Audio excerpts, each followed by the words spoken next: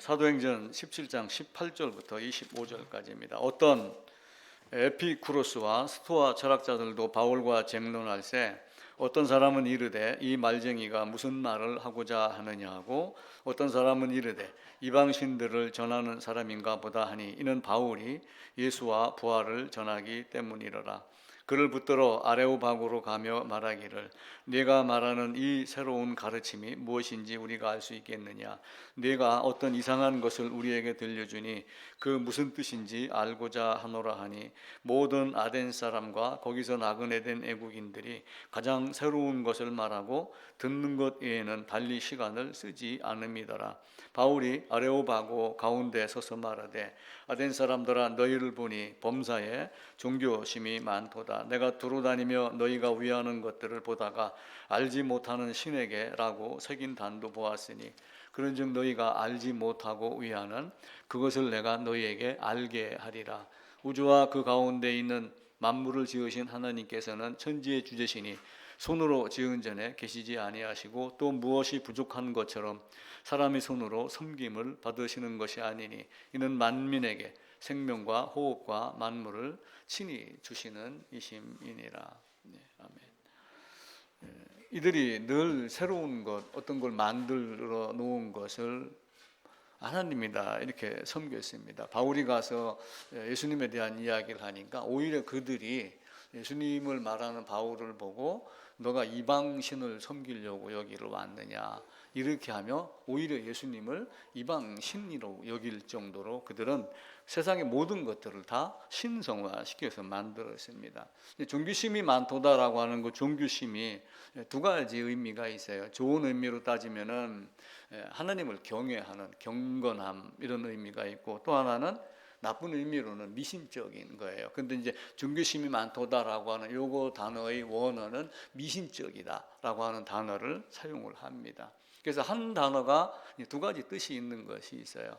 그러니까 너희는 뱀이 아담을 깨워서 범죄하게 했습니다. 뱀이 세상에 있는 어떤 짐승보다 가장 간교하더라라고 하는 그 간교라고 하는 단어가 아룸이라고 하는 단어를 써요. 근데 이 아룸이라고 하는 단어도 히브리어인데 이것도 이제 두 가지 의미를 가지고 있어요. 좋은 의미로는 이제 어떤 그 지혜다, 슬기롭다 이런 단어를 이렇게 해석을 하고 슬기롭다, 지혜가 있다.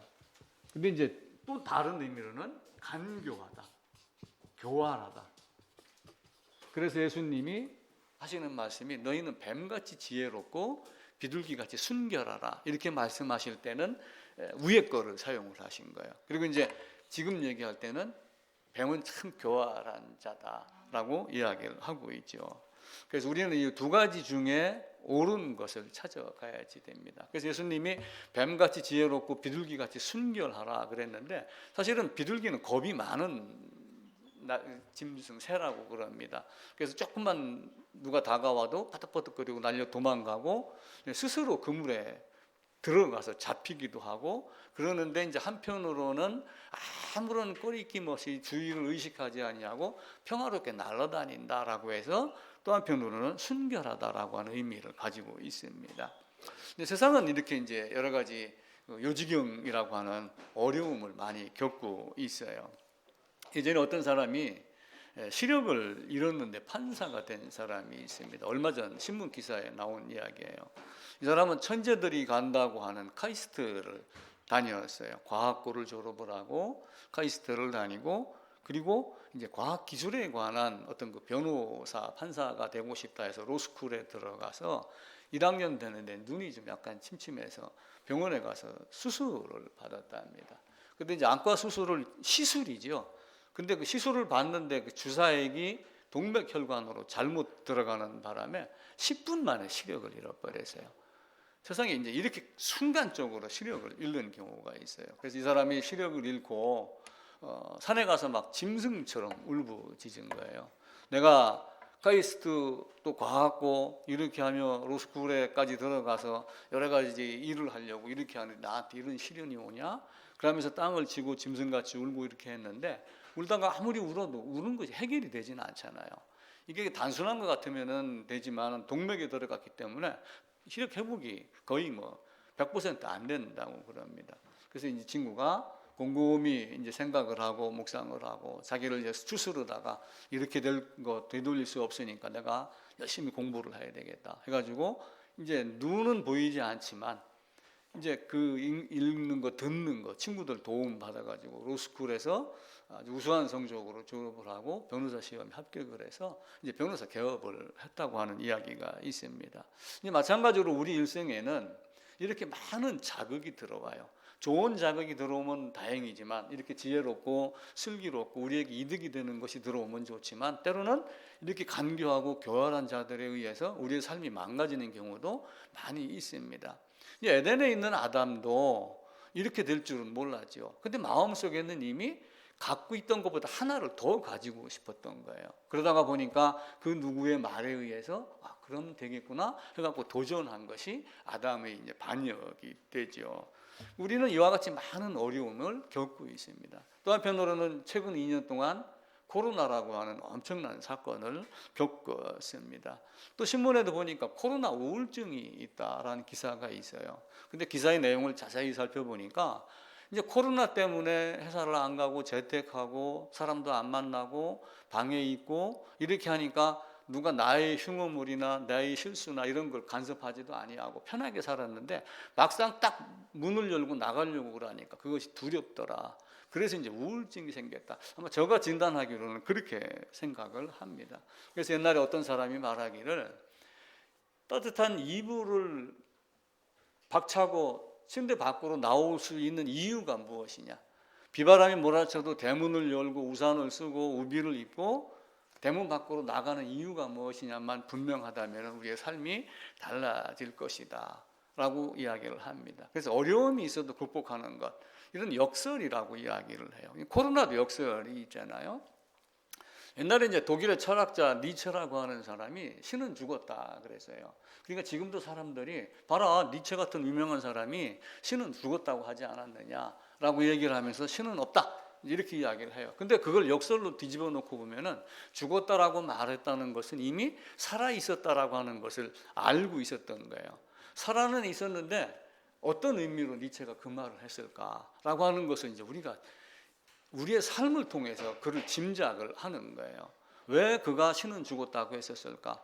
근데 니체는 목사의 아들로 태어났는데 어려서부터 아주 영악했답니다. 그래서 꼬마 목사라는 별명을 가지고 있었어요. 나름 영성도 많이 있었답니다. 어렸을 때부터 책을 읽고 쓰기도 하고 뭐 이렇게 하고 그랬는데 이 이제 니체가 신은 죽었다라고 했던 것이 나중에 어떤 그 형편상 따라가다 보니까 신을 거부하기 위한 단어인 것인지 첫 번째는 그렇게 생각할 수도 있어요. 근데 또 한편으로는 세상에 있는 기독교인들, 유대교를 향해 가지고 너희가 하나님이 이렇게 원하는 삶을 제대로 살지 아니하고 기독교나 유대교들이 그리스도 예수를 망쳐놓았다. 너희가 신을 죽였다. 너희가 신의 뜻대로 살지 않았다. 이렇게 해석을 하는 사람도 있어요.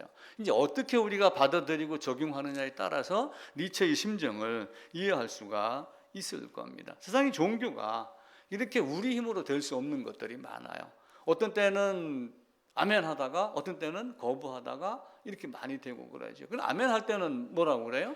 우리가 자력 종교라고 그래요. 자력이라는 것은 내 힘으로 하려고 얘기를 하는 거예요. 그러니까 세상의 모든 종교, 너희가 범사에 종교성이 많도다라고 하는 건 스스로의 힘으로 무엇인가를 헤쳐나가고 스스로의 힘으로 형상을 만들어서 이게 하나님이야. 내가 기도하면 들을 거야. 너 내려와서 내 기도 들어. 이게 만드는 게 진리를 불러내는 것이 자력입니다. 근데 이제 어떻게 해요? 예수님은 우리의 힘으로 하나님 나라를 갈 수 있어요, 없어요?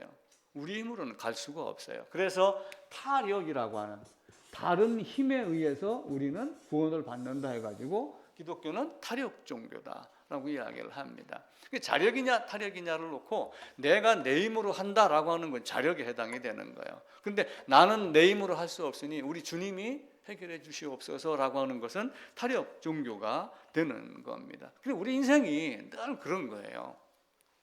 알렉산더 대왕이 전쟁터를 10몇 년을 다니고 전 세계를 제패하다시피 해서 가장 넓은 땅을 차지했습니다. 근데 이제 옛날에 정주영 회장도 직원들하고 씨름을 많이 했어요.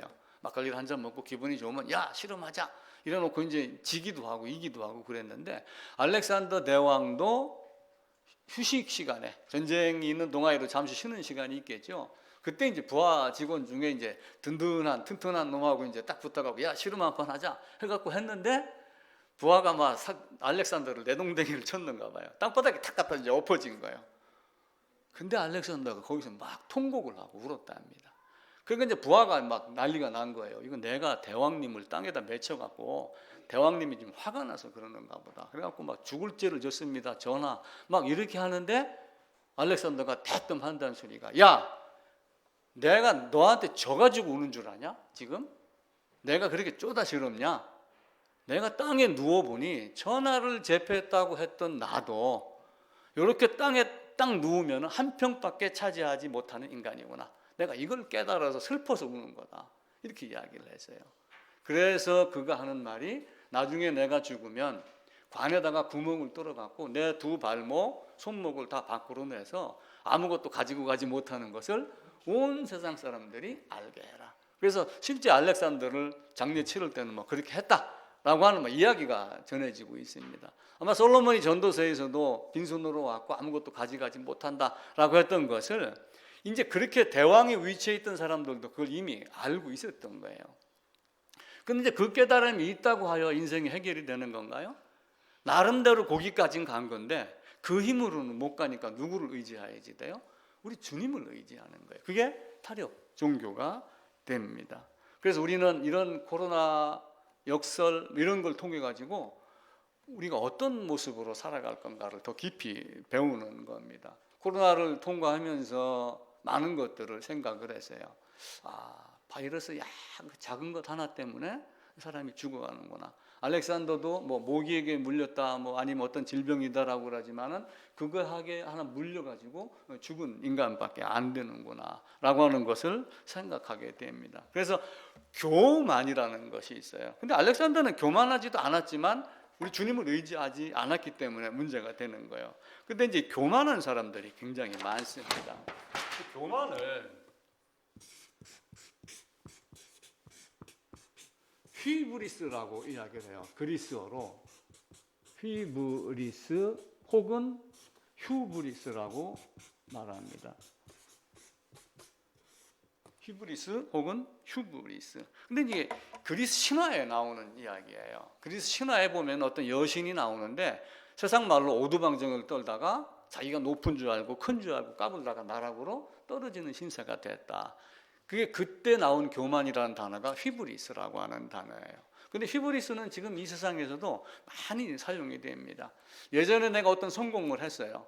어떤 일을 한번 했는데 이렇게 하니까 됐는데 그 방법 이해는 없다. 내가 해보니까 이게 전부다 라고 얘기하면서 그것만 딱 꾸준히 밀고 나가다가 보니까 세상이 바뀌고 작전이 바뀐 걸 모르고 그대로 나가다가 멸망에 이르더라. 그 교만을 휘브리스다, 휴브리스다 이야기를 해요. 근데 이 교만이 어디에 나오냐면은 이제 자만도 휘브리스예요. 그러니까 그 신라곤이라고 하는 소설을 쓴 그 존 밀턴은 휘브리스를 어디에다가 쓰냐면은 에덴 동산에 와갖고 아담을 쓰러뜨리려고 했던 그 사탄의 교만을 휘브리스다라고 이야기를 합니다. 또 성경에도 아수르 왕의 사네립이 있고 바벨론의 느부갓네살이 있고 또 바벨론 왕을 쓰러뜨려서 죽였던 페르시아의 교만도 있고 그래요. 그 페르시아의 왕들 중에 지난번에 그 해협을 건너다가 그 금관을 떨어뜨렸다라고 했던 이야기 있었잖아요. 물이 파도가 치니까 채찍으로 때렸더라 이렇게 이야기를 하는데 어떤 왕은 그 파도가 치고 바다를 건너면서 내 엉덩이도 깔아 뭉개겠다 이렇게 했던 교만을, 그래서 그들은 결국은 거기서 죽었다 이렇게 역설적으로 이야기를 하고 있습니다. 그래서 휘브리스는 우리가 가장 조심해야 될, 세상에서 가장 악한 것이 휘브리스다. 휘브리스는 없는 사람이 없어요. 저도 있어요. 때로는 그러다가 이게 내가 교만이구나, 이게 내가 자만이구나, 이게 세상에 나밖에 없다? 아니고 나 말고도 엄청난 것들이 많이 있는데 왜 나는 이렇게 생각하고 살았을까? 이게 휘브리스예요. 그러니까 휘브리스는 분수를 모르고 까부는 게 다 휘브리스예요. 그러니까 분수를 모르는 인간의 생각, 행동, 인간의 한계가 있는데도 불구하고 한계를 무시하고 하나님의 권세나 어떤 그 자연의 힘에 도전하는 것, 권력의 한계를 모르고, 지금 정치권들도 보면은 권력의 한계를 모르고 지나치게 권력을 지금 쟁취하고 움켜쥐고 지금 휘두르고 있잖아요. 그것도 휘브리스입니다. 부자도 나름대로는 어느 정도 부자를 요구하긴 합니다. 그래서 그 부자가 끝없이 부자가 되는 걸로 생각을 하면 그 문제가 되죠. 미국의 부자들은 기부를 많이 해요. 근데 우리는 그 돈을 움켜쥐고 살려고 하는 이런 것들이 많이 있잖아요. 그래서 만족을 모르고 부에 매달리는 것도 휘브리스입니다. 또 알미라고 하는 것도 한계가 있는데 나는 다 알아 이렇게 하는 것도 휘브리스에 속해요. 근데 이 휘브리스가 되면 반드시 파멸을 불러온다라고 하는 게 이제 고대 그리스 신화에서 휘브리스를 가지고 이야기를 해요. 수많은 사람들이 다 휘브리스 때문에 넘어졌다. 에덴의 아담도 휘브리스 때문에 넘어진 거예요. 사실은 에덴의 아담이 현재 있는 처한 상황에서 하나님이 나에게 만물을 다스리는 권세를 주고 대리통치자로 줬다 하면 그걸로 만족했으면은 하나님 한 분만 내 위에 있으면 되는 거거든요. 그런데 하나님처럼 되고 싶은 교만, 자만, 휘브리스 때문에 그가 결국은 에덴 밖으로 쫓겨난 겁니다. 그래서 아담이 에덴에 만족하지 않은 휘브리스도 있고, 모든 것들이 종교 개혁이 왜 일어났어요? 중세 교회가 그 휘브리스에 휘말린 거예요. 로마의 교황이 교황이다, 로마의 주교가 교황이다, 모든 권세, 세상의 왕들은 교황이 권세 아래 있다, 내가 내 마음대로 다 할 수 있다. 그러면서 자기들이 정한 룰에 따라서 무언가를 만들어 놓고 헌금기 안에 동전이 딸랑 떨어지면 내 죄악이 사해졌다, 1000년이다, 2000년이다, 뭐 이렇게 하면서 휘브리스 휘두르니까 뭐가 생긴 거예요? 종교 개혁이 일어난 거예요. 그 종교 개혁이 일어나다가 나중에 영국에서 성공회라고 하는 교단이 생겼는데 국교화가 됐어요. 그러니까 너도 나도 태어나면 100% 세례를 받아야 되고, 너도 나도 태어나면 다 세례 교인이 되고, 너도 나도 다 천국 백성이 되고, 이렇게 하다 보니까 교회가 썩어가기 시작을 했어요. 그래가지고 거기서 빠져나온 사람들을 순례자, 필그림, 나그네 인생 그렇게 하면서 그들이 한편으로 청교도라고 하면서 어디를 건너갔냐? 미국으로 건너갔어요. 그러니까 영국 국교의 휘브리스가 청교도를 발생을 시켜갖고 청교도들이 미국으로 가는 현상을 만들게 된 거예요. 근데 미국으로 간 그들이 어떤 행동을 했어요? 노예제도가 기독교인들에 의해서 나온 거예요. 그들의 휘브리스가 유럽의 교회, 미국의 교회, 한국 교회도 잘못하면 어떤 휘브리스인지는 모르지만 그것에 의해서 휘둘리기 시작을 하면은 나락으로 떨어질 수밖에 없는 겁니다. 그러니까 하나님의 자리에 다른 걸 놓는 모든 것이 사실은 오만이며 자만이며 휘브리스의 개념에 다 속하는 거예요. 그러니까 우상은 하나님 자리에 하나님 대신에 하나님의 자리에 다른 것을 놓는 것, 나를 놓는 것도 우상이고, 세상에 돈을 갖다 놓는 것도, 자기 지식을 갖다 놓는 것도 다 휘브리스며 교만이며 우상에 속하는 겁니다. 그래서 하나님도 세상을 바라보며 이 땅에 있는 사람들이 얼마나 휘브리스를 칼처럼 휘두르며 살고 있는가 안타까운 마음을 갖고 있을 겁니다. 그런데 세상 사람들은 하나님을 볼 수 없으니까, 하나님을 볼 수 없는데 보지 못하였은즉 우상을 만들지 말라 이렇게 말씀하셨잖아요. 그런데 이제 만들어 놓고 보이는 하나님, 만져볼 수 있는 하나님으로 위로를 받고 있단 말이에요. 또 나는 율법을 지키고 있어 이렇게 말하면서도 율법을 올바로 지키는 것이 아니라 율법주의에 빠져 있단 말이에요. 그러니까 그 율법주의가 오히려 예수님의 심기를 건드린 거죠. 그래서 성전 청결 작업을 하신 겁니다. 종교는 어떤 의미일까요? 종교. 우리가 이제 다 종교 이렇게 이야기해요. 세상에 종교가 많습니다. 종교라고 하는 의미를 우리가 잘 이해를 하면은 우리가 종교라는 단어를 앞으로 계속 써야 될까, 안 써야 될까 이제 고민을 하기 시작을 합니다. 왜냐하면은 이 종교라고 하는 것이 이걸 이제 먼저 이해를 하시면 좋아요. 우리가 영어를 배우고 이렇게 하면서 하지만 미국인들에 의해서 바로 들어온 것들도 있어요. 영국인들에 의해서. 근데 대체적으로 우리나라의 문화가 중국에서 건너온 게 일본을 거쳐 들어온 것들이 많이 있어요. 특히 언어는 우리가 영어로 직접 번역을 하는 것과 일본 사람들이 영어를 일본어로 번역을 한 그 일본어를 가지고 한국말로 번역하는 것과 어떤 것이 더 정확하겠어요? 영어를 우리가 직접 한국말로 번역하는 것보다 일본 사람들이 영어를 일본어로 일본어를 갖고 우리가 번역을 하는 것이 더 정확하다, 이렇게 이야기를 하는 사람들이 있어요. 그러니까 일본 사람들이 아주 정확하게 영어를 번역을 하기 시작을 한 거예요. 근데 이제 종교라고 하는 것이 종자를 이렇게 써요. 그러니까 이게 이제 간머리라고 그래갖고 지붕의 집의 지붕을 뜻해요. 지붕의 집. 그리고 요 집 안에 이게 뭐냐면 이제 보다라고 하는 볼 시자인데 옛날에는 땅 귀신이라는 의미를 가지고 있었어요. 이 한문이 땅 귀신 기라고 하는 걸 갖고 있었는데 이 땅 귀신 기를 집 안에 모시고 있으니까 세상 얘기로 종갓집이다. 가장 든든한 집이다. 이렇게 얘기하며 이 종갓집의 개념을 조상 신을 모시고 있었던 이런 의미로 받아들인 거예요. 근데 원래 종교라고 하는 단어가 어디서 나왔냐면은 물론 한문이 있죠. 근데 종교라는 단어를 일본 사람들이 만들어냈어요. 1600년도, 700년도에 뭐 도쿠가와 이에야스라든지 이런 사람들이 있었을 때는 우리가 대원군처럼 세국 정책을 많이 했어요. 그러다가 그들이 죽으면서 1800년도 들어오면서 유럽에, 포르투갈에, 뭐 미국에 막 이런 많은 사람들이 문물이 일본에 들어가기 시작을 했어요. 그러니까 일본이 우리나라보다 문화를 빨리 개방을 했기 때문에 지금 우리보다 강대국이 된 거예요. 만약에 대원군이 세국을 100년만 그 이전부터만 풀었다면 우리도 어쩌면 일본보다 더 강대국이 됐을지도 몰라요. 남북한을 합쳐갖고서. 근데 이들이 원래 릴리전이라고 이야기를 해요.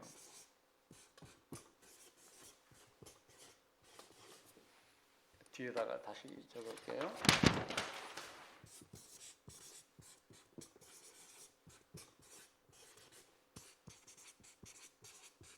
우리가 이제 종교라고 할 때 영어로 릴리전 해갖고 이렇게 읽어요. 근데 이 릴리전이라는 단어가 일본어로 들어가면서 일본에서 이걸 종교라고 하는 단어로 바꿨어요.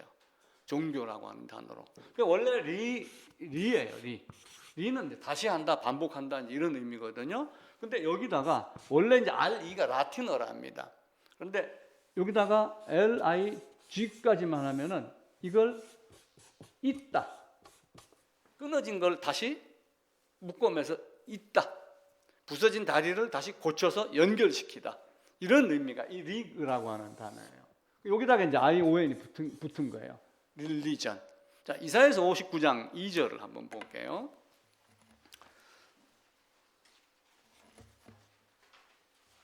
(1040쪽입니다) 이사야서 59장 2절.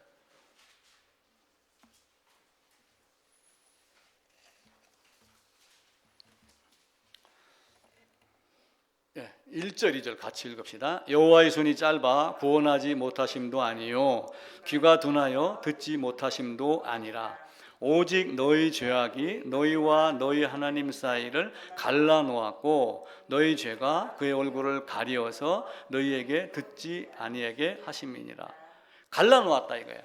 그러니까 갈 수 있는 끈이, 전화기가 있는데 옛날 유선 전화기예요. 유선 전화기가 있는데 중간에 선을 딱 잘라놓으면 어떻게 돼요? 전기줄이 들어오는데 전기줄을 가운데 딱 잘라면 전기가 들어와요, 안 들어와요? 안 들어오죠. 그걸 딱 있어놓고 자 연결했어, 스위치 올려, 그럼 불이 들어오죠. 그게 있다라고 하는 의미예요. 그러니까 릴리전이 옛날 라틴어부터 뭔가는 모르지만 다시 이었다, 다시 매듭지었다, 커넥션했다, 다시 묶었다, 바인드했다. 요 의미로 우리에게 전해져 내려왔는데 이 릴리전이 일본에 들어가면서 종교라고 하는 불교 용어의 종자를 사용을 해가지고 가르칠 교 해서 불교라고 하는 그 불을 가지고 만들었다. 이게 이어령 씨가 이 이야기를 했어요. 축수지향의 일본인이라고 하는 책을 쓴 이어령 씨가 일본을 잘 알으니까 그가 이렇게 해서 그랬기 때문에 제가 그 책을 보고 이 이야기를 하는 거예요. 그러니까 릴리전이 우리가 말하는 건 하나님이 아담을 만들어 놨는데 아담이 스스로 하나님의 관계와 벗어났어요. 관계가 끊어졌어요. 사이가 멀어졌습니다. 그걸 잊어놓는 게 릴리전이 되는 거예요. 우리는 이제 신앙이라고 얘기를 하잖아요. 근데 종교 이렇게 얘기를 하면 그 종교의 종자는 어떤 의미냐면은 마루라고 하는 단어를 써요. 마루. 이게 마루는 어떤 의미냐면은 산이 이렇게 있으면은 이 산 꼭대기를 뭐라고 그래요? 산마루 이야기를 합니다. 산마루.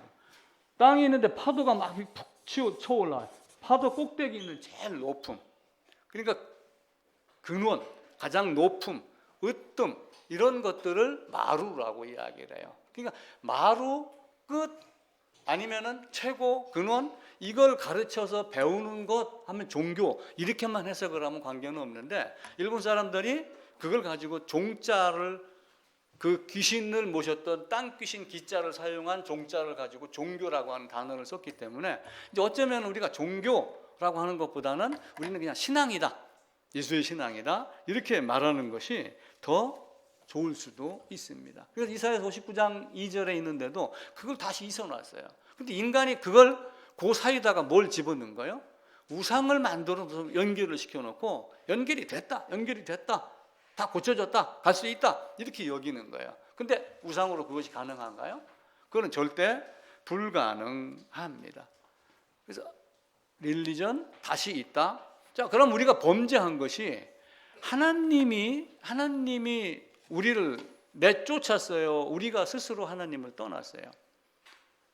물론 에덴 밖으로 쫓아낸 건 하나님이 에덴 밖으로 쫓아냈어요. 결론은. 근데 시작은 어떻게 된 거예요? 아담이 스스로 하나님을 떠난 거예요. 아담이 스스로 하나님을 떠났으니까 그래? 너는 나하고 관계없는 자야.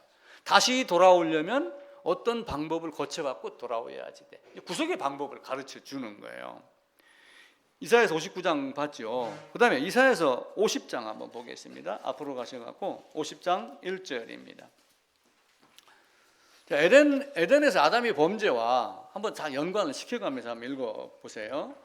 1절 같이 읽읍시다. 나 여호와가 이같이 말하노라. 내가 너희의 어미를 내보낸 이혼 증서가 어디 있느냐? 내가 어느 체주에게 너희를 팔았느냐? 보라, 너희는 너희의 죄악으로 말미암아 팔렸고 너희의 어미는 너희의 배역함으로 말미암아 내보냄을 받았느니라. 내가 언제 너희를 팔았어? 내가 언제 너희를 내쫓았어? 사실은 아담이 에덴에서 쫓겨났지만 사실은 스스로 하나님 곁을 떠난 거예요. 그 떠난 것을 다시 잊게 해준 것이 릴리전이라고 하는 거예요. 우리가 이제 종교 이렇게 이제 말하지만은 그걸 다시 잊어 놓으면서 하나님께 돌아올 수 있는 이정표를 세우는 것이 성경이며 율법이며 그걸 다시 잊어 놓고 복구해 놓은 것. 그러니까 예수님이 이 땅에 오시면서 하신 말씀이 있어요. 내가 율법이나 또 선지자를 폐하러 온 줄 아느냐? 어떻게 해요? 폐하러 온 것이 아니라 율법을 완전하게 하려 합니다. 율법을 완전하게 하려 함이라는 얘기는 뭐예요? 율법을 온전하게 지켜야 된다는 얘기인데 그 율법을 온전하게 지키는 방법이 뭐예요? 하나님이 이어놓은 그걸 온전하게 알으라 그 얘기예요. 그런데 우리는 그걸 따지지 않냐고 율법주의로 돌아가서 자기에게 유익이 되는 행위를 골라서 한단 말이에요. 그게 율법주의입니다. 그래서 끊어진 그 자리에다가 갖다 놓은 것, 하나님이 복구해 놓은 것 아닌 다른 걸 갖다 놓은 것을 우상이다. 이렇게 보시면 돼요. 그래서 우상에 대한 이야기를 오늘 드립니다. 우상을 우리가 아이돌 그래요. 아이돌. 근데 이제 아이돌이라고 하는 단어가 탄생된 내력을 쭉 살펴보니까 1960년도 이후에 아이돌이라는 단어가 탄생을 했더라고요. 그게 어디서 나왔냐면은 프랑스에서 나왔는데 이제 우리나라도 월남전 파병됐을 때 가수들이 영화 배우들이 월남까지 가가지고 베트남까지 가서 위문 공연하고 그랬습니다. 그럼 위문 공연하고 그러면은 남자 군인들이니까 남자 가수가 나와도 좋고 나훈아가 와도 좋고 남진이 나와도 좋은데 여성 가수가 나와가지고 춤을 추고 이렇게 하면 더 좋아하는 거예요. 근데 이제 프랑스에서도 전쟁 중에 그런 일이 벌어진 거예요. 근데 많은 사람이 위문 공연을 왔는데 그 중에 한 소녀 가수가 그런 거 저런 거 없이 정말 노래를 부르는데 그냥 청포도같이 청순한 모습, 순수 그 자체, 그 모습을 갖고 있으면서 노래를 불러서 위로를 했는데 이 사람들이 흥에 겨워서 기뻤던 것이 아니라 그 소녀를 바라보며 마음의 상처가 전쟁터에 있었던 어떤 그 어려웠던 이런 것들이 싹 씻겨나가는 그런 느낌을 받았다 합니다. 즉 이상적인 어떤 사람을 만난 거예요. 이상적인 사람, 이상적인 생각, 이상적인 만남, 이거를 영어로 아이디얼이라고 그래요.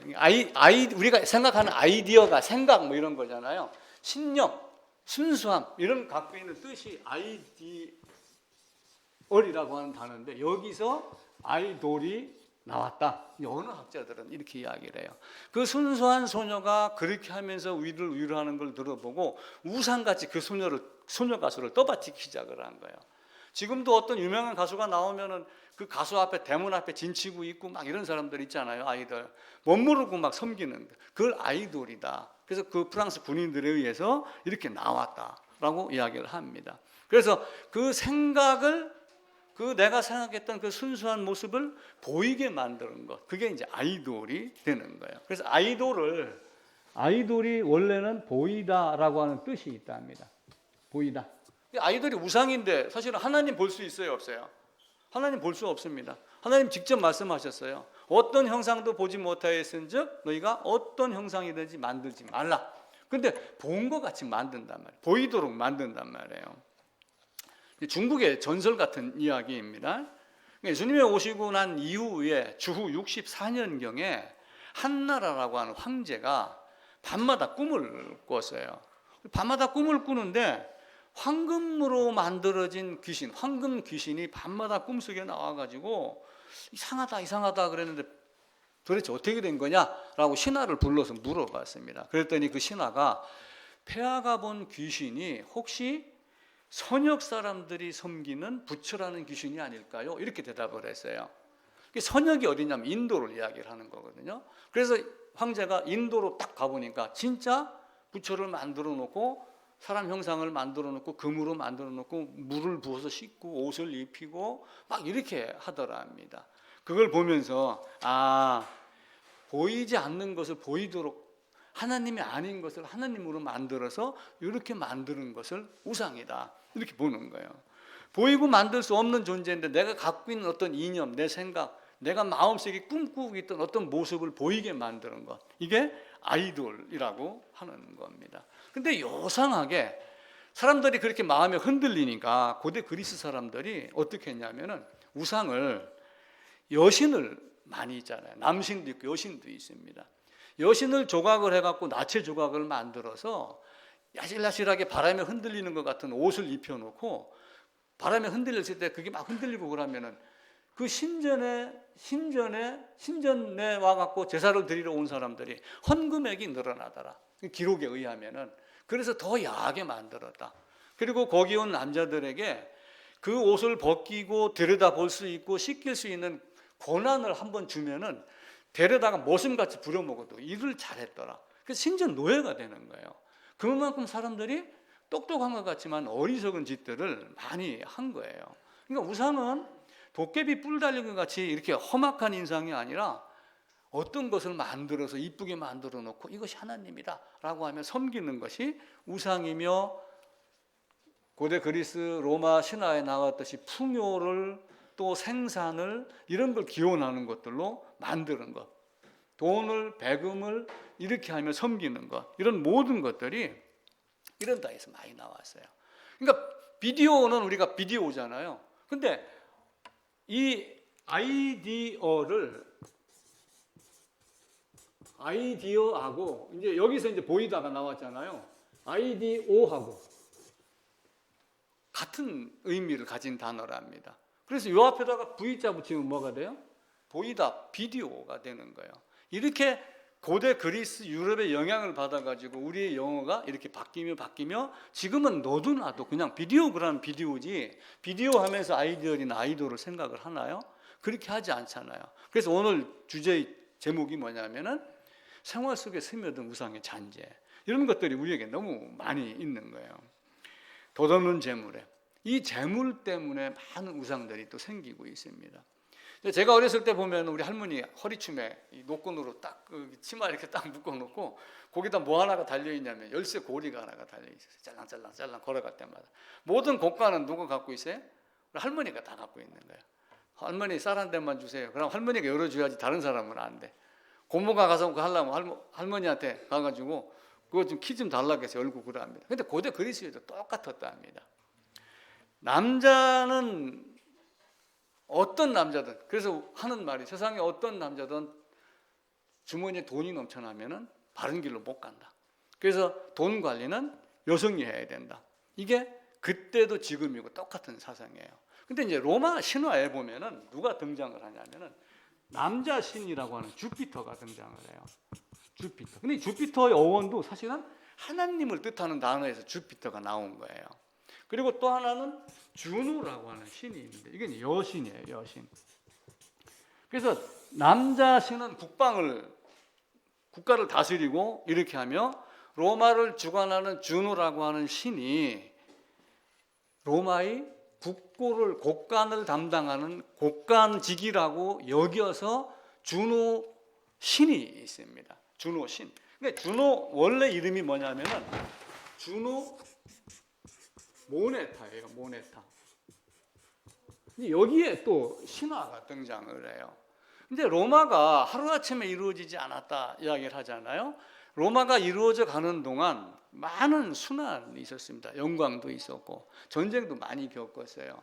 그런데 어느 날 프랑스 어느 군대가 이 로마라고 하는 작은 나라로 시작된 이 나라를 일찌감치 싹을 자르려고 쳐들어오기 시작을 했는데 이런 이제 언덕에 이제 성벽이 이렇게 있겠죠. 여기서 진을 치고 싸우고 이 사람들은 여기를 막 겨우 올라가고 이렇게 하는 거예요. 근데 이제 이 주노라고 하는 신이 집안을 지킨다라고 하는데 여기 있는 군인들이 밤이 되니까 졸았답니다. 대장도 졸고 병사도 졸고. 그래서 여기서 이제 올라오면 어떻게 돼요? 올라오면 피비린내가 나는 거예요. 근데 주노 모네타라고 하는 신이 이걸 모네타가 이렇게 쭉 살펴보고 있다라고 하는 거예요. 그래서 모네타에서 뭐가 나왔냐면 모니터가 나온 거예요. 모니터.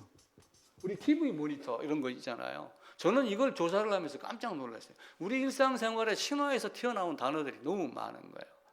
근데 모네타가 여기를 이렇게 살피고 있다가 올라오는 걸 보고 깨울 방법이 없으니까 요 모네타 자기가 키우고 있는 거위를 이리 보낸 거예요. 거위가 뭐래요? 거위가 누가 쳐들어오는 걸 보면은 꽥꽥꽥꽥 이렇게 하고 그래요. 여기를 보내가지고 꽥꽥꽥 해서 이 사람을 깨웠다. 여기 있는 군사를 깨웠다. 요 군사 깨운 사람이 제일 앞장서 오는 사람을 잡아갖고 던지니까 여기 있는 사람들이 다 나가 떨어졌다. 전쟁에 이겼다.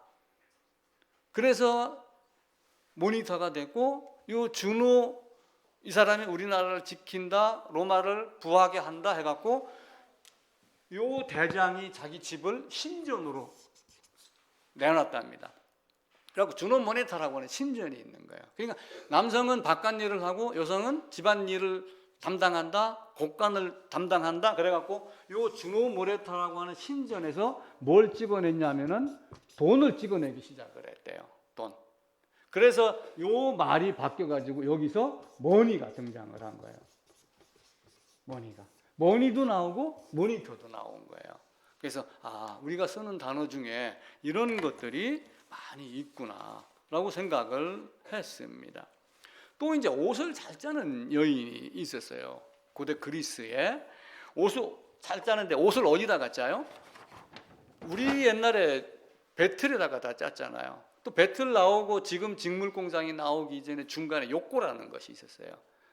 저희 사촌 형이 그때 욕고를 해가지고 털실을 넣고 이렇게 해가지고서 두룩두룩 하면서 세탁 같은 걸 만드는 게 있었어요. 이제 배틀에다가 옷감을 만듭니다. 근데 우리가 집을 질 때, 저놈은 참 손재주도 좋아가지고 뚝딱하면 집 한 채죠. 라고 이렇게 얘기를 했잖아요. 뚝딱. 그때도 이 뚝딱이라는 말이 있었대요. 저놈은 진짜 뚝딱뚝딱 하면 집을 한 채 짓고 저놈은 뚝딱뚝딱 하면 배를 한 축 만들어. 이 뚝딱이라는 단어를 가지고 뭘 만들었냐면은 이 뚝딱이 테크라고 하는 단어예요.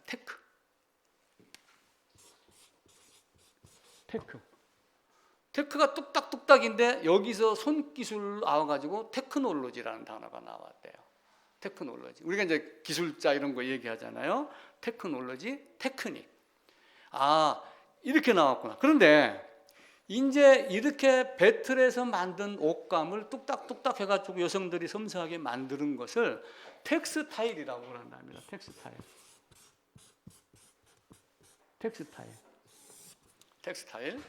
근데 이제 텍스타일이 뭐냐면은 옷감을 잘 짜는 여인이 있는데 이 여인들이 옷감을 잘 짜니까 이 여인들의 섬세함을 옷감 짜는 여인들에게 배워야지 된다라고 하는 요 텍스타일이라고 하는 단어를 가지고 여기서 뭘 만들었냐면은 요걸 가지고 우리 책 볼 때 뭐라고 그래요? 텍스트, 본문, 문서 이걸 갖고 만드는 거예요.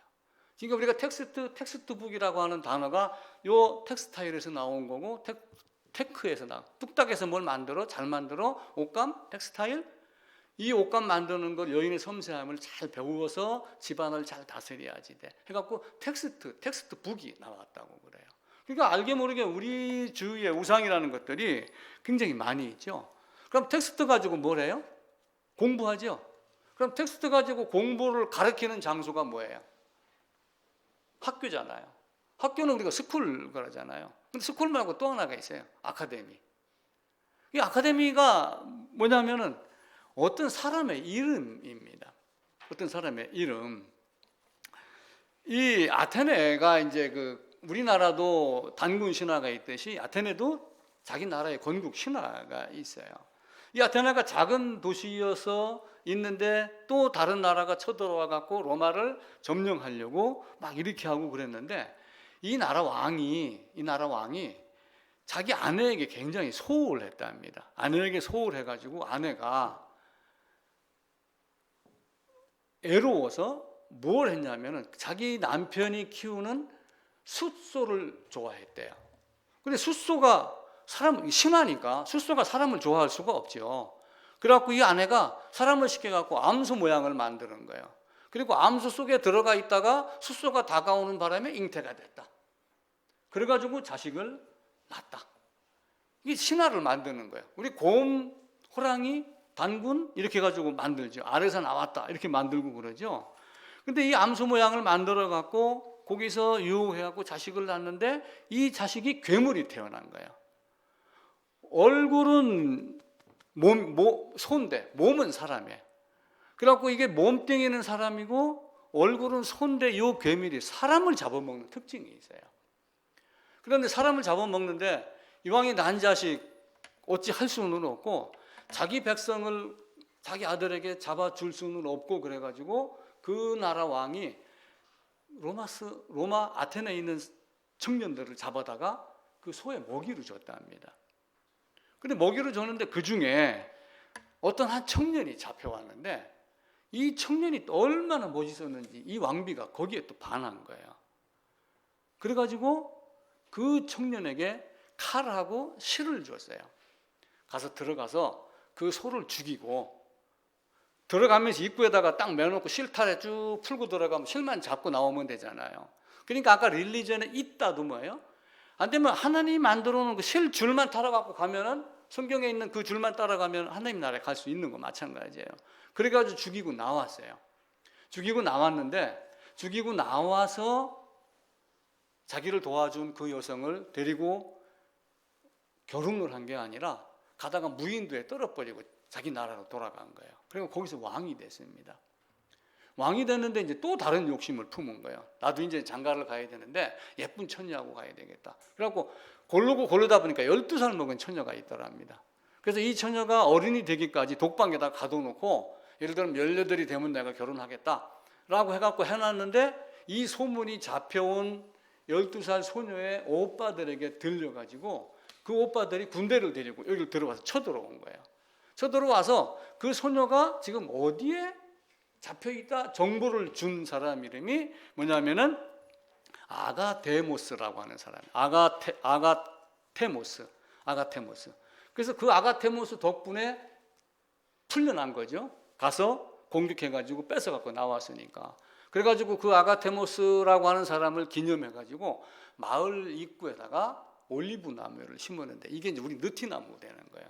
시골 가면 동네 입구에 큰 느티나무 있죠. 동네 한가운데 나무 있으면 어른들이 뭐 합니까? 여름에 와가지고 그늘나무 밑에서 바둑 두고 장기 두고 막걸리 먹고 이렇게 쉬고 그러죠.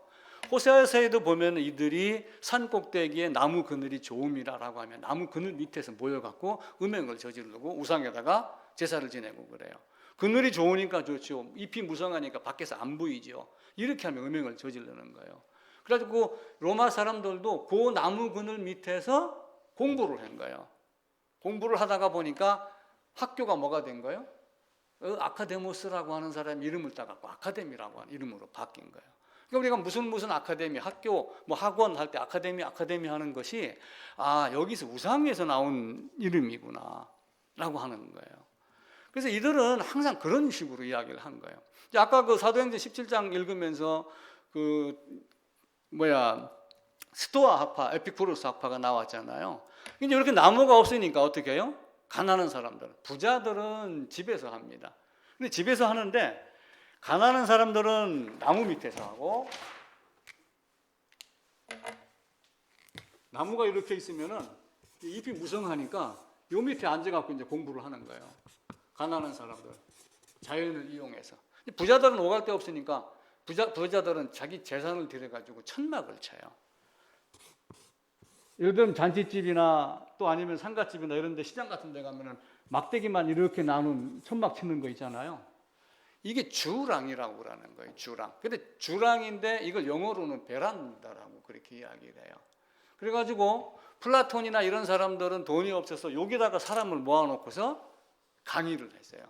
플라톤 학파라고 하는 것을 다른 말로 무슨 말을 하면은 베란다 학파 이렇게 이야기를 해요. 그러니까 예를 들면은 스토아 학파도 그렇게 하면서 거기서 제자들을 가르쳤는데 스토아 학파라고 하는 그 사람 이름을 베란다 학파라고 하는 말로 만들어놔요. 그러니까 많은 우상들을 섬기고 우상을 따라서 내려왔던 문화들이 지금 여기에는 알게 모르게 잠재로 이렇게 남아 있는 거예요. 프랑스에 가게 되면 디오르라고 하는 향수 회사가 있답니다. 향수 회사에 자도르라고 하는 향수가 있는데 이 향수 자도르는 향수 이름을 그냥 향수 이런 개념이 아니라 여신상 앞에 납작 엎드려 기도한다. 이 뜻이 프랑스 향수 자도르라고 하는 이름이랍니다. 그러니까 사람들은 이걸로 인해 갖고 또 어떤 현상이 발생을 했냐면은 여신을 숭배하고 여신의 말을 따라야 되고 여신을 잘 섬겨야지 된다. 남녀가 사랑에 빠져서 악이 낳는 것이 최고의 영광이다. 만약에 겨울이 추워지고 하는 것은 이 대지 여신이 화가 나서 아기를 낳지 않기 때문이다.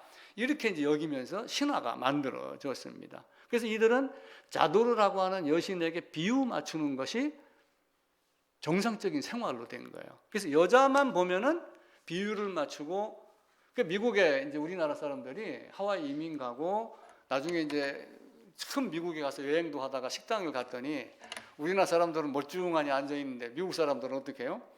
여성하고 같이 딱 들어가면 뒤에서 딱 가지고 코트 벗을 때 기다리잖아요. 딱 받아놓죠. 걸어놓죠. 의자에 앉으라고 의자 빼줬다가 이렇게 해서 궁둥이 딱 앉는 순간 의자 딱 갖다 뒤밀죠. 이게 거기서 나왔다고 그래요. 그게 참 묘하게 우리 일상생활에서도 그게 나오는 거예요. 근데 그들 대부분이 이제 로마 시대를 거치고 그리고 예수님이 오시면서 복음이 전파되고 해갖고 그들도 기독교인이 됐어요. 근데 기독교인이 됐는데 그 행위 자체를 버리지 못한 거예요. 그래서 튀어나온 게 지중해 연안의 사람들에 의해서 마리아 여신상이 나온 거예요. 마리아도 여성이다. 마리아를 섬겨야지 된다. 그렇게 해야지 우리에게 축복이 온다. 제가 교회 처음에 나갔을 때는 왜 마리아에게 기도를 하느냐라고 물으면 이렇게 대답하는 사람들이 많았어요.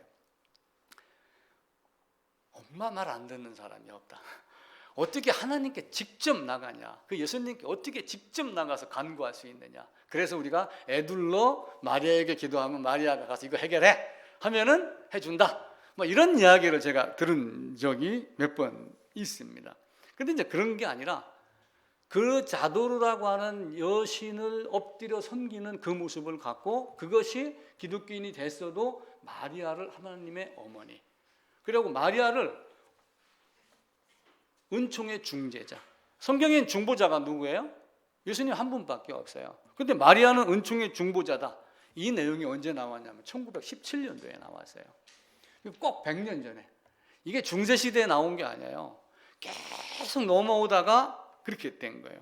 그리고 원래는 이제 AD 400년 이제 초대 교회가 막 지나면서 마리아에 대해서 마리아를 향해서 예배해야지 된다.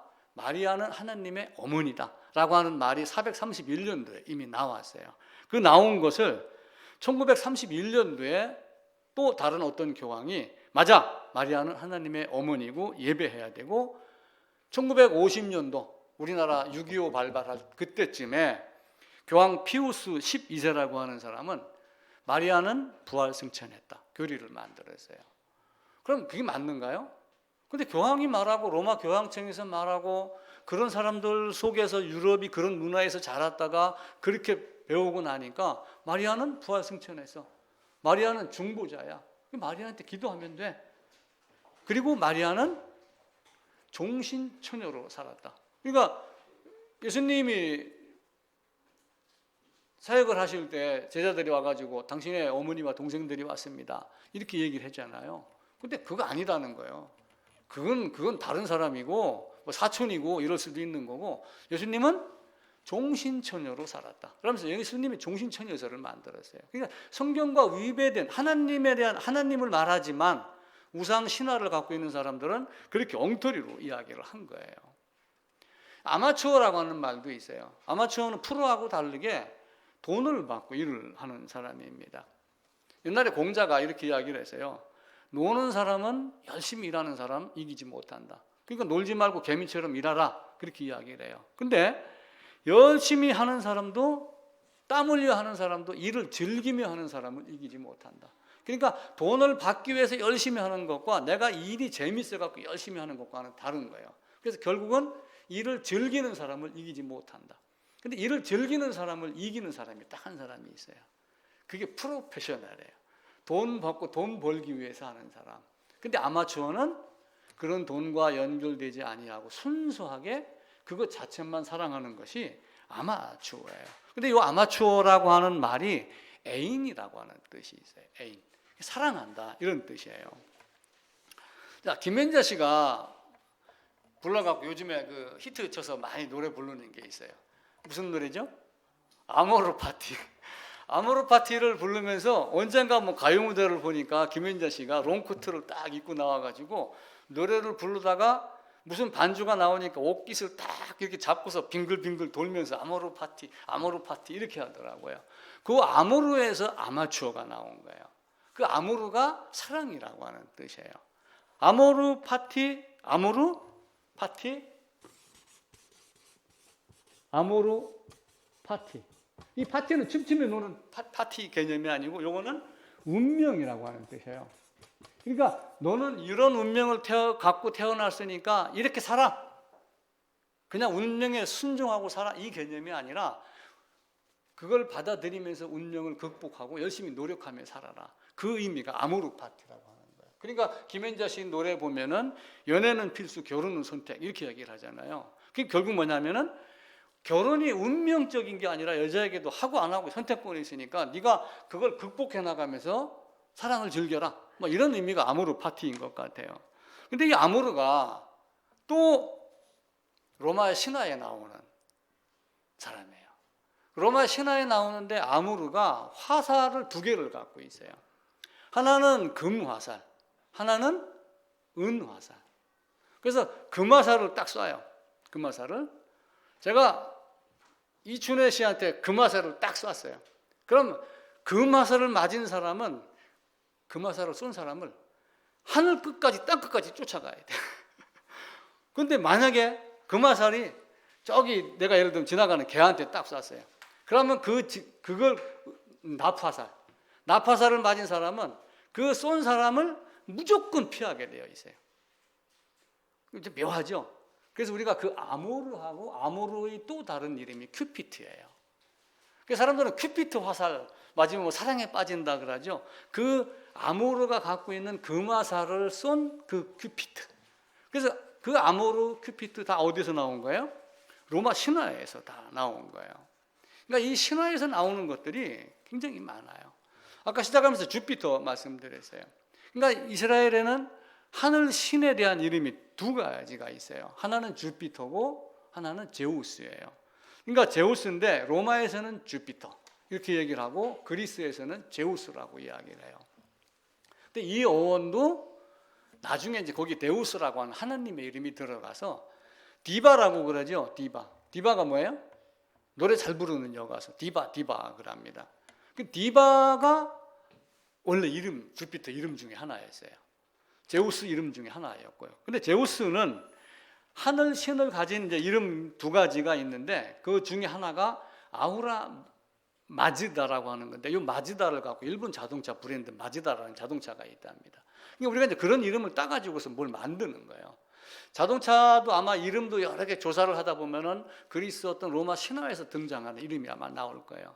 화장품도 유명한 화장품이 있죠. 우리나라 토종 화장품이라고 했던 거 옛날부터 나오던 거 아모레 화장품. 어디서 나왔겠어요? 아모레에서 나왔겠죠. 아모레 화장품. 로마 여신의 이름에서 나온 게 아모레 화장품이에요. 이렇게 알게 모르게 그래서 이제 로마 신화나 인문학을 하는 사람들은 단어를 찾아서 올라가고 하다 보면 모두 다 하늘에서 모든 인류가 다 만든다. 그러니까 언어가 하나예요. 자, 창세기 11장으로 가보겠습니다. 온 땅의 언어가 하나요, 말이 하나이었더라. 그러면서 이제 바벨탑 때문에 이제 흩어지잖아요. 언어가 하나요, 말이 하나이었더라. 그러니까 두 가지 말로 생각을 하는데 그건 아니고 언어가 하나이므로 같은 말을 하였다. 이렇게 해석을 해야지 돼요. 온 땅의 언어가 하나이므로 같은 말을 했다. 근데 온 땅의 언어가 하나님이 내려와서 언어를 다르게 했으니까 다르게 말이 들리는 거예요. 그게 이제 방언으로 바뀌게 된 겁니다. 그래서 이 말을 혼잡하게 해서 세상으로 다 흩어지게 하자. 그런데 이제 이 언어가 나중에 하나로 다 합치는 게 언제가 합쳐져요? 사도행전 2장에 가가지고 복음의 언어로 다 합쳐집니다. 이때 바벨탑에서 흩어진 언어가 사도행전 2장에서 오순절 언어로 합쳐지면서 신앙으로 하나가 되는 모습들이 있습니다. 릴리전을 시작을 해갖고 몇 가지 단어를 이야기를 했는데 우상은 우리가 알게 모르게 우리가 우상 속에 빠져드는 경우가 있어요. 근데 이제 지금 모니터, 뭐 비디오, 뭐 아모레 파트, 뭐 아모레, 뭐 이런다고 해서 우리가 이제 그걸 우상하고 관계를 짓지는 않잖아요. 근데 이제 유래를 따져보면 그렇게 영향을 많이 받았다라고 하는 것. 한 가지 이제 꼭 기억을 할 거는 릴리전이라고 하는 단어예요. 이사야서 59장 2절에서 끊어져서 없어진 것을 에베소서 2장 10절에 14절에 가면은 우리의 죄악으로 막힌 담이 있어요. 막힌 담을 자기 육체로 허물어 버신 것. 그게 릴리전이에요. 다시 있다, 다시 고쳐놨다, 그리고 다시 연결해 놓았다. 이 연결해 놓았다라고 하는 것을. 자, 텍스타일이라고 하는 그 얘기가 있는데 그 직무를 잘 짜는 어떤 여인이 있었답니다. 근데 이 여인이 어떤 신에게 가가지고 내가 당신보다 더 잘 짭니다. 옷감보다 잘 짭니다. 이렇게 얘기를 하니까 그 신이 그 여인의 얼굴을 칼로 막 난도질을 해놓고 몸뚱이를 거미로 만들어 놨대요. 신화합니다. 그러니까 이 여인이 이제 화가 나가지고 자기를 사귀느라고 자기 내장을 팍 녹여가지고 만들어낸 게 모양을 거미로 만들어 놨어요. 그래서 그 자기 내장을 녹여갖고 뿜어내서 직물을 만드는 게 거미줄이다. 이렇게 또 신화를 만들어낸 거예요. 그리고 우리가 우리가 이야기 실마리가 풀리다 이러죠. 어떤 이야기를 할 때 거기서 나온 말이 실마리가 되는 거예요. 그러니까 우리도 알게 모르게 엉켜있던 실이 막 이렇게 엉켜있으면 풀기 어렵잖아요. 근데 그 실탈에 풀린다. 이야기의 실마리가 풀린다. 어떤 사건의 실마리가 풀린다. 라고 하는 것이고 텍스타일이라고 하는 그 우상이 단어에서 튀어나온 거예요. 그래서 그렇다고 우리가 우상을 섬기는 그런 건 아닌데 이제 우리가 그런 걸 보면서도 성경으로 하나님 말씀을 잘 보고 그리고 이제 이겨내야지 됩니다. 하나님은 우리에게 뒤로 물러가는 것을 원치 않으셨어요. 뒤로 물러가는 것 원치 아니하고 지금 우크라이나 전쟁 같은 거 한번 봐보세요. 물론 전쟁을 막을 수 있었답니다. 신문 기사에 의하면은 우크라이나의 그 대통령이 소련 영토에 들어가 가지고 푸틴하고 딱 대담을 하실 기회가 있었답니다. 근데 그 사람이 안 갔대요. 그래갖고 이제 그걸 비난하는 이야기가 또 돌더라고요. 당신이 가가지고 단판을 줬으면 전쟁이 안 일어났을 것 아니냐. 근데 뒤에 와갖고 이제 영웅인 척한다. 막 이런 이야기가 들리더라고요. 근데 이 우크라이나 전쟁을 보면서 독일 격언에 이런 게 있대요. 부정한 평화가 전쟁보다 낫다. 그러니까 전쟁이 일어나면 안 된다 그 얘기예요. 그런데 이 우크라이나 대통령이 전쟁에 들어가는 비용이 비싸지 않은 것, 그리고 비참한 건 사실이지만 적이 공격에 굴복하는 것은 그 전쟁에 들어가는 비용보다 대가보다 더 비참하다. 굴복하지 말자, 그 얘기예요. 근데 요 말은 우리가 배워야지 돼요. 우리가 신앙생활을 하면서 세상의 우상의 신화에 만약에 굴복했다 그래요. 그럼 어떻게 해요? 하나님 원하시나요? 히브리 기자는 이야기를 하잖아요. 피 흘리기까지 대항해 봤느냐. 나는 너희가 뒤로 물러서서 침륜에 빠지는 자, 멸망에 이르는 자가 되기를 원치 않는다. 이게 하나님 우리에게 하신 말씀이에요. 그래서 세상 어떤 것들이 많이 있더라도 알 건 알지만 물리칠 거는 담대하게 물리치고 아니야 라고 하며 거부하며 올 수 있는 것. 하나님은 우리에게 반드시 온다고 말씀을 하셔요. 그 종말일 때가 보이지 않아서 그렇지, 하나님은 이사야에서 이렇게 말씀을 하셔요. 이사야에서 14장에 보면은 내가 생각한 것이 반드시 되며 내가 경영한 것을 반드시 이루리라. 내가 반드시 이루겠다. 그것이 언제인지는 모르지만은. 그러면서 하박국에서 선지자를 통해서 이렇게 이야기를 해요. 묵시는 정한 때가 있다. 이거 보고 마칩시다. 하박국 2장입니다.